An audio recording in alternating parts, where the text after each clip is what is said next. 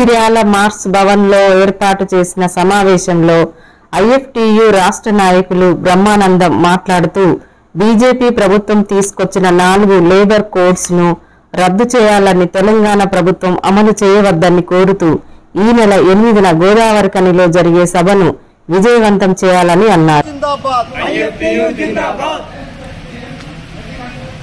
భారతదేశ వ్యాప్తంగా బీజేపీ ప్రభుత్వం గత 10 సంవత్సరాల కాలంలో కార్మిక హక్కులని కొల్లగొట్టడంలో కీలక పాత్ర పోషించింది. బీజేపీ ప్రభుత్వం వచ్చిన తర్వాత కాంట్రాక్ట్ కార్మికుల హక్కులపైన తీవ్రమైనటువంటి దెబ్బ కొట్టడం అనేది జరిగింది.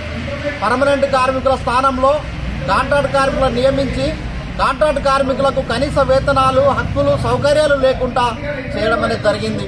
ప్రైవేటీకరణ పెద్ద ఎత్తున చేసి ప్రభుత్వ రంగ సంస్థలలో పనిచేసే కార్మికులందరూ కూడా తగ్గించి కాంట్రాక్ట్ కార్మికులుగా మార్చడం అనేది జరిగింది. ఈ కాంట్రాక్ట్ కార్మికులకు కూడా ఎట్లాంటి హక్కులు, సౌకర్యాలు లేకుండా నేడు కేంద్ర ప్రభుత్వం చేసేటటువంటి కుట్రలో భాగంగా 44 కార్మిక చట్టాలను 4 కోడ్లుగా మార్చడం జరిగింది. అదేవిధంగా బ్రిటిష్ కాలం నాటి ఒక కఠినమైనటువంటి చట్టాలను ఒక 3 క్రిమినల్ కోడ్స్ అనేది తీసుకురావడం జరిగింది. ఇట్లా క్రిమినల్ కోడ్స్ కావచ్చు, 4 లేబర్ కోడ్లు కావచ్చు, ఈ భారతదేశంలో పనిచేస్తున్నటువంటి ప్రజలు, కార్మిక వర్గం పైన తీవ్రమైనటువంటి ఇబ్బందికరంగా ఉన్నటువంటి కార్మిక చట్టాలను 3 క్రిమినల్ కోడ్స్ ని రద్దు చేసే విధంగా ఇవాళ ఐఎఫ్టీ ఆధ్వర్యంలో ఆందోళన కార్యక్రమాలు అనేది నిర్వహించడం జరుగుతూ ఉంది. ఈ ఆందోళన కార్యక్రమాలలో భాగంగా రాష్ట్ర వ్యాప్తంగా 4 సదస్సులు జరుగుతూ ఉన్నాయి.